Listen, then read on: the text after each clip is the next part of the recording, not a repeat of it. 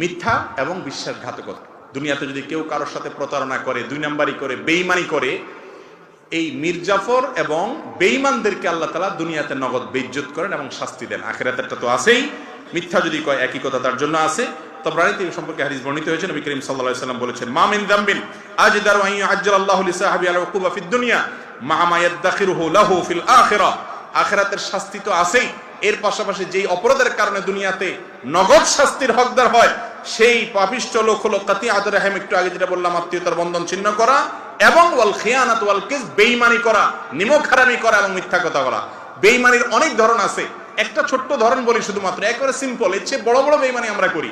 সেটা হলো, আপনার কাছে কেউ কোনো কথা বললো, তিরমিজির হাদিসে আসছে, নবী করিম সাল্লাল্লাহু আলাইহি ওয়াসাল্লাম বলেছেন, ইযা হাদ্দাসা রাজুলু ফালতাফাতা, কোন মানুষ আপনার সাথে কথা বলে একটু এদিক ফিরছে বা সেখান থেকে সরে গেছে, ফাহিয়া আমানা, সেই কথা আপনার কাছে আমানত হয়ে গেল। আপনি এটা যদি আরেকজনের কাছে